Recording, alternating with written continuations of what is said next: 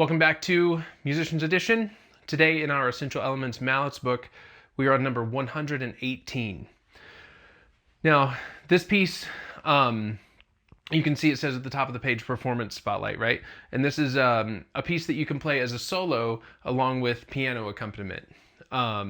So when we're working on a piece that's a little bit longer like this, it's really important that we break it down into chunks, but it's also really important that we get an idea of kind of the landscape of the whole piece, right?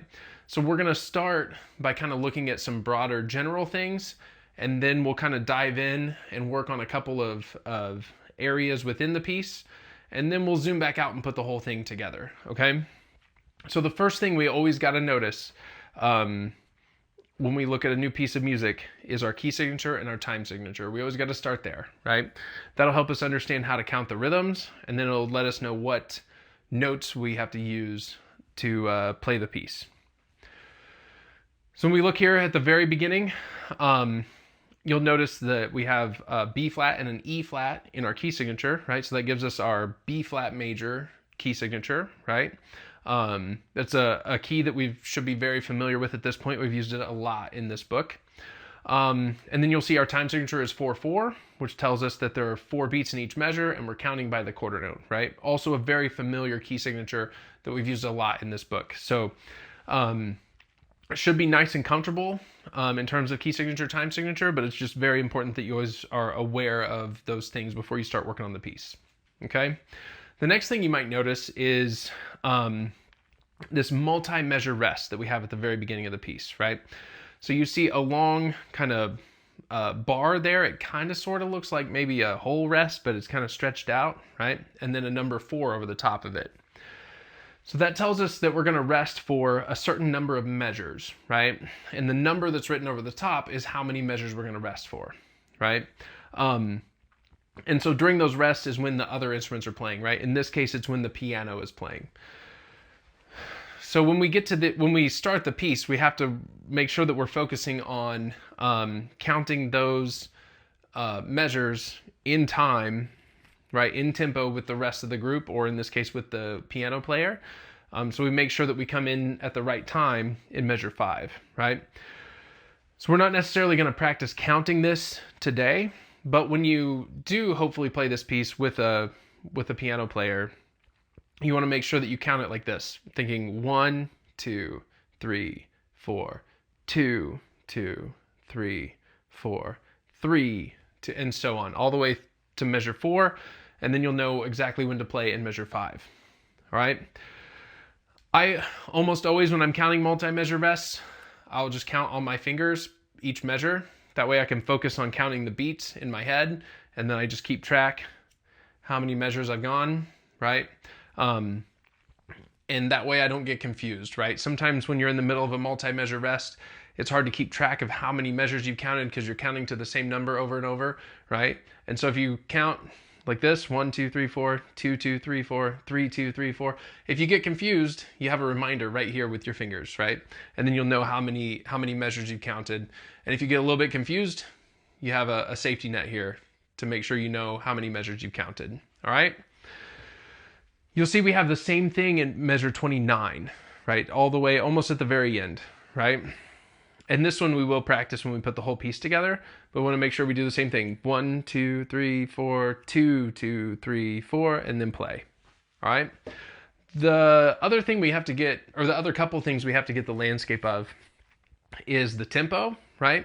You see at the beginning, our tempo marking says largo, right? And largo is going to mean a slower tempo, right? So this piece is not fast, it's moving slowly, all right? And then one other thing that we need to make sure we're aware of is the dynamics, right? And so as we glance through the piece, you can see the first little bit we play piano, which is soft, and then at 13 we're mezzo forte, which is medium loud. 21 we're back to piano, and then we stay piano all the way to the end, right? So we just have one change in dynamic, or we just have 2 different options for dynamic, right? Piano and mezzo forte. So we want to make sure when we play each of those parts that we adjust our the volume of our instrument accordingly. Okay, now that we've kind of glanced through the whole piece, we see where the dynamics are. We see those couple of multi-measure rests that we need to be aware of. let's start piecing this whole thing together. So we look at measure 5. We start on D, and now we see this rhythm that we have a whole bunch in the piece is that 1 and 2 and 3 rhythm, right? We have that a bunch of times in this piece. Almost every measure that we play is that sort of rhythm. There's a few that are just quarter notes and half notes, but that one is the most common one by far, right? So as we start here at measure 5, we go from D and we skip to F, and then we go from D, we skip down to B flat using that same rhythm both times. In the third measure we play, that's going to be measure 7, we have that rhythm 2 times in a row, right? So we're thinking 1 and 2 and 3 and 4 and 1, right? And like we talked about in our last video in number 116 and 117, we want to make sure during those dotted quarter notes that we're subdividing the 8th note in our head, right? We're thinking 1 and 2 and 3.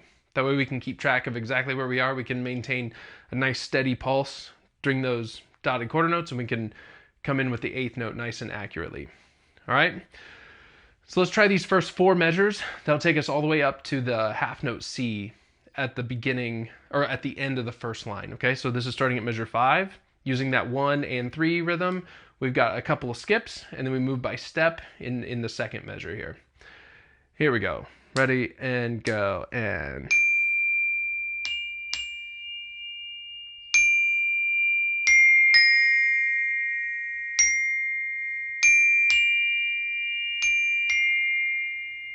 Okay?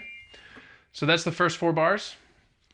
Nothing too crazy there, as long as we're really comfortable with that 1 and 3 rhythm.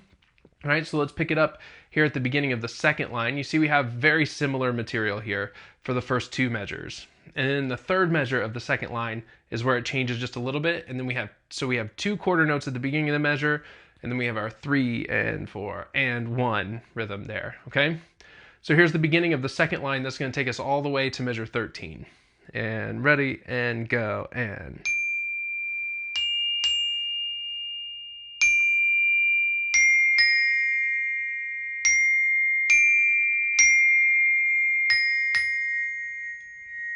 All right.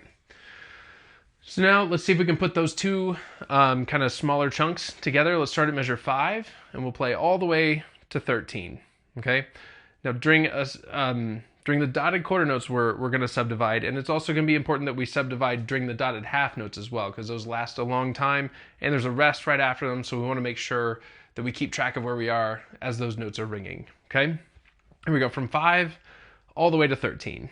And ready, and go, and...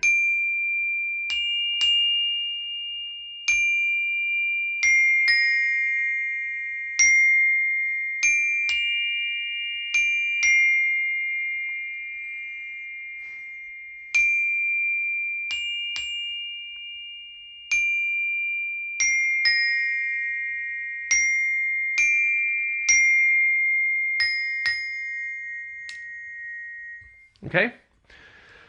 Now before we do 13, if you glance down at measure 21, it looks kind of similar to what we just played, right?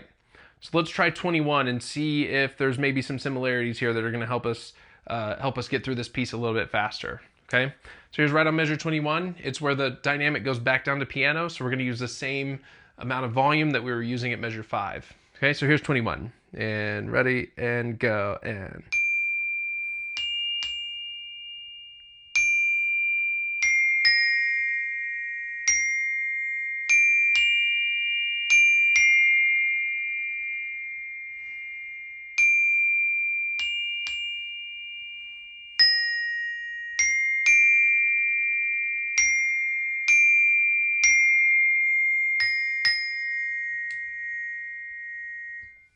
All right, so you see there's only one measure that's different, right? 21, 22, 23, 24, that's all the same as 5, 6, 7, and 8, right? And then 25 is the same as what we did before. 26 is the one that's different, right? So we just have to make sure that we're really on top of it when we get to measure 26. But other than that, we've already learned all of those notes, right? And 26 isn't difficult. We just have to make sure that we're ready for something different, right? B flat, C, D, instead of in the first half of the piece in that spot, we have D, C, B flat, right? So we just have to be ready for that subtle difference. But other than that, measure 5 through 13 is the same as 21 through 29, right? So now that we've done those kind of two outer sections of the piece, now let's do the part at 13 that's going to be much different than those other two sections, okay? So we see here the rhythms are very similar. There's a little bit less of the 1 and 3 rhythm and a little bit more just quarter notes and half notes, right? So in rhythmically, it's actually a little bit simpler. We just have to be ready to read the notes here. So we start on G, we jump up to B flat. In the second measure, we have A, skip to F and G, right? And then G, B flat, A, F, and then back to G, which takes us up to the first rest, right? And then we see in the second half of this section, which is going to be measure 17, we have the same thing as 13, right? And then the next measure, we have the same thing as 14, right? And then we have the same thing again, right? So really, these 8 measures are just the same 4 measures 2 times, right? So let's go from 13 all the way to the end of measure 20 and put these 2 chunks together, okay? Here we go. And ready and go and...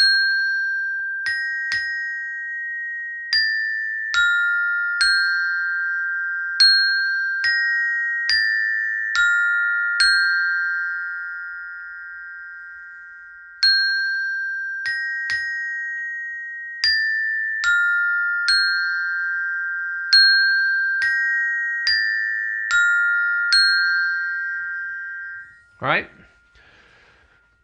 So nothing too crazy there, right? The main thing we have to do is just find those different notes, right? And then adjust our dynamics. So when we get to that spot, it's going to be a little bit louder than the outer 2 sections, right?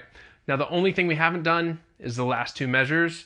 And you can see it's very similar to some of the stuff we've already played before. C, D, C, B flat, B flat, right? So let's play those last 2 measures. This is back down to piano. Ready, go.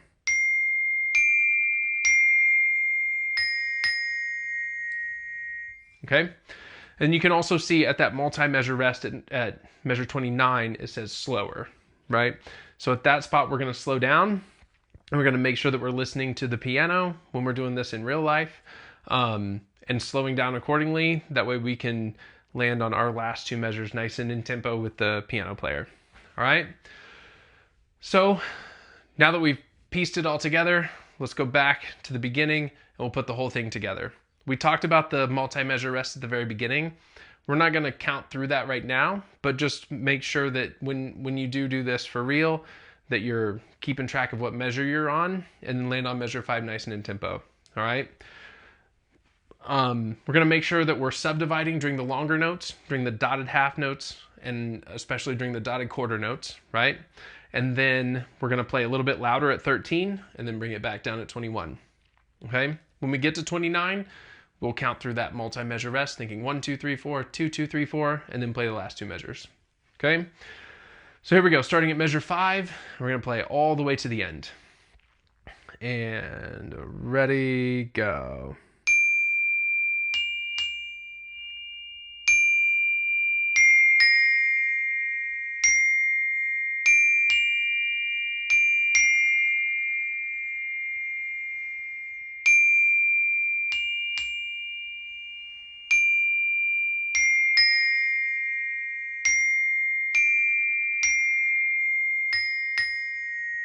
A little louder here.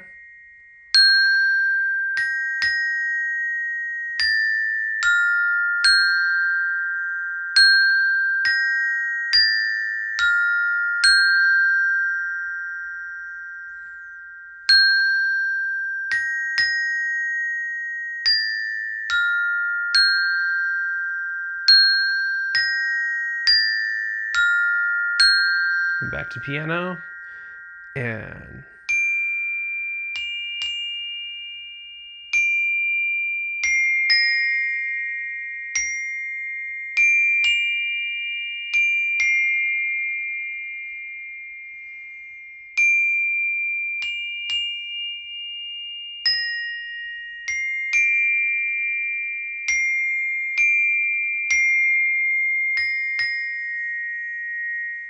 And here's our rest. 1, 2, 3, 4. 2, 2, 3, 4.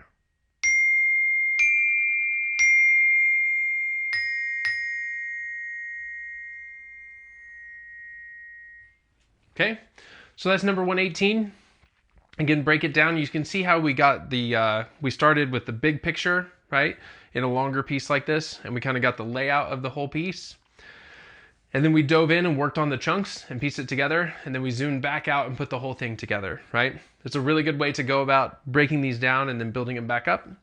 And then hopefully after you work this up, you'll get a chance to play this with a piano player. It's a super cool piece. So have fun practicing that, and I'll see you next time.